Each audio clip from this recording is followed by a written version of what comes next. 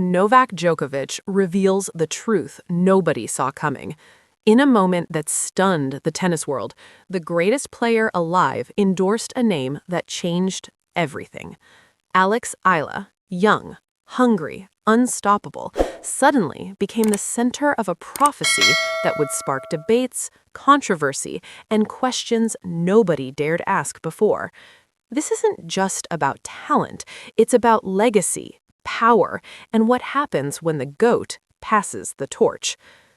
The greatest player to ever hold a tennis racket sat in a dimly lit interview room. Novak Djokovic, 24 Grand Slams, hundreds of weeks at #1, a man who redefined what human excellence meant on clay, grass, and hard courts. At his age, when most legends fade into quiet retirement, he was doing something unexpected. He was watching, observing, and most importantly, believing in someone the world hadn't fully grasped yet. Eala had been climbing the rankings with the speed of a comet cutting through sky. Not flashy, not manufactured for social media. Raw, determined, the kind of player who won through pure will and technical mastery, a style Djokovic recognized because it was his own. But what made this different was the depth of connection he felt. In interviews over months, Djokovic had watched her navigate pressure, disappointment, and the suffocating weight of expectation. He'd seen her character tested, and in those moments, he identified something prophetic. This wasn't about current rankings or tournament wins. It ran deeper. It touched on temperament, hunger, and an almost spiritual commitment to the sport. When Djokovic looked at Eala, he didn't see a player. He saw a bridge between generations. He saw the embodiment of values he'd spent decades protecting. What Djokovic didn't anticipate was how his next words would ignite a firestorm. The world of tennis was about to experience a seismic shift, one that would challenge everything people thought they knew about succession, power, and destiny in sport. The preparation was silent, no grand announcement, no orchestrated media event. Just a conversation between champions caught in the right moment with the right journalist asking the right question. Djokovic took a breath, and then he spoke words that would echo through locker rooms, social feeds, and boardrooms across the sporting landscape. "I see in her what the sport needs, not tomorrow, today." Those words landed with the impact of a serve traveling at 130 miles per hour. In a filmed interview released during a major tournament week, Djokovic had committed the cardinal sin of succession. He'd publicly declared Eala as not just a rising talent, but as the philosophical heir to his legacy. Not his equal yet, but on a trajectory that terrified and inspired everyone watching. "She plays tennis the way I believe tennis should be played," Djokovic continued, and the phrase spread like wildfire across Twitter, Instagram, and sports channels within hours. Tennis analysts, former champions, and casual fans found themselves asking the same question. Did Djokovic just crown a new queen? The timing was deliberately unexpected. Eala was competing that very week, fighting in a quarterfinal match when the interview surfaced.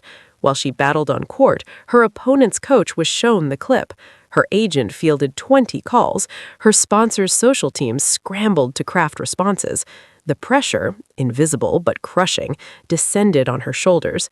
Tennis journalists scrambled to fact-check his words, searching for hidden context. Had they met privately? Did he know something the public didn't? The speculation consumed narrative space that should have belonged to actual matches, actual results. Instead, everyone was interrogating his intentions. "Djokovic is betting on her," one commentator speculated. "This is about legacy politics," another countered. A third group celebrated what they saw as a graceful passing of the torch, while critics called it dangerous interference in a sport that prided itself on meritocracy. Eala's response in interviews was measured, almost cautious. She acknowledged the compliment while keeping her focus on her game. But behind closed doors, in conversations with her coaching team, the weight was undeniable. Djokovic didn't just give her praise, he'd given her a target on her back. the tennis establishment erupted. Rival players' camps immediately circulated subtle critiques. Some questioned whether Djokovic's endorsement was premature. Others, more directly, suggested he was manufacturing drama to remain relevant. One coach allegedly told her player in a private session, "Don't let his opinion decide your career." The message was unmistakable. Djokovic's declaration was being framed as interference, not mentorship. Seasoned commentators, particularly those who'd spent decades in the sport, voiced concern. "You can't crown someone before they've proven it," said a former Grand Slam finalist on air. "This sets false expectations. It's unfair to her." The sentiment rippled through broadcast booths and online forums. But something fascinating happened simultaneously. Eala's fan base exploded. New followers appeared daily. Young players began studying her game on YouTube. Her Instagram engagement tripled. The controversy had inadvertently created global attention that no marketing budget could have manufactured. Djokovic himself remained largely silent, offering no clarification, no defense. His quietness spoke volumes. He'd made his statement and stood by it. That confidence, or perhaps stubbornness, infuriated his critics and emboldened his supporters. Eala's competitors approached her differently now, some with respect, others with skepticism barely concealed beneath polite handshakes. Interviews that should have been about match strategy became interrogations about Djokovic's influence. One interviewer asked her point blank, "Do you feel pressured by his endorsement?" Eala paused, choosing her words with surgical precision. "I feel honored, but I play for myself, not for anyone's prediction." That answer should have ended the speculation. It didn't. Instead, it sparked a new round of analysis about whether she was distancing herself from Djokovic or simply protecting her autonomy. Every word she spoke was parsed, dissected, recontextualized through the lens of his revelation. Success had always been Eala's destination. But success under Djokovic's prophecy became something different entirely. It transformed from aspiration into obligation. In her next tournament, a sold-out arena that never would have been full 18 months prior, Eala faced a player ranked 20 positions higher. The match was tight, competitive, exactly what professional tennis should look like. She won in 3 sets. Normal victory. Except it wasn't normal anymore. The post-match interview shifted entirely. "Did you play that match thinking about what Djokovic said?" the interviewer probed. Eala's jaw tightened almost imperceptibly. "I think about my game," she replied, but her body language screamed frustration. She wanted to be questioned about her tactical adjustments, her mental resilience, her tactical execution. Instead, she was constantly filtered through Djokovic's lens. The burden of a prophecy is that it rewrites how the world sees you, and sometimes how you see yourself. Her coach began noticing shifts in her demeanor during practice sessions. Eala was carrying tension she hadn't carried before. When she hit an unforced error, the frustration was sharper. When she won a point, the relief seemed disproportionate to the moment. The pressure was reshaping her psychology. Privately, sources close to Eala suggested she'd considered directly addressing Djokovic. Did she appreciate the compliment or resent the spotlight? Those close to her remained intentionally vague. What became clear was that Djokovic's words, intended as encouragement, had become an invisible weight. Her ranking climbed, her titles accumulated. Objectively, she was performing at a level that validated everything Djokovic had said, but the personal cost was becoming visible to those watching carefully. The joy of competition, that pure love of the game, seemed occasionally obscured by the shadow of expectation. In a vulnerable moment during a post-loss interview, a rare defeat against a lower-ranked opponent, Eala's eyes glistened. "I want to be great because I choose to be," she said, her voice steady but layered with something deeper, "not because someone else decided it for me."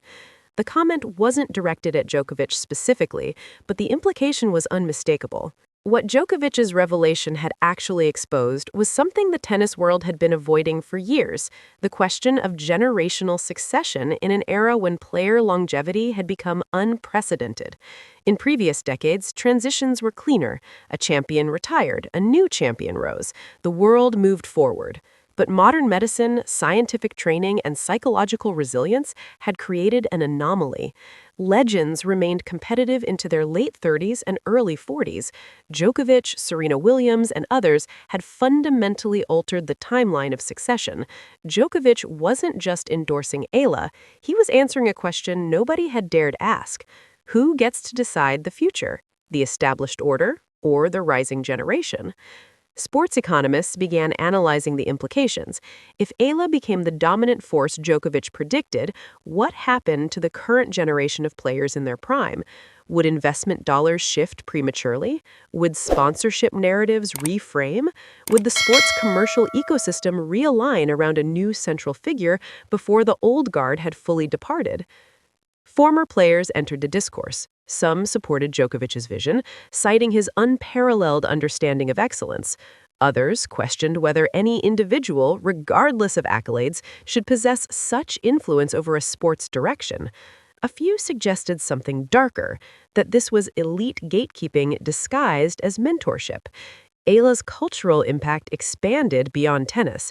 She became a symbol in broader conversations about meritocracy, privilege, and the politics of power.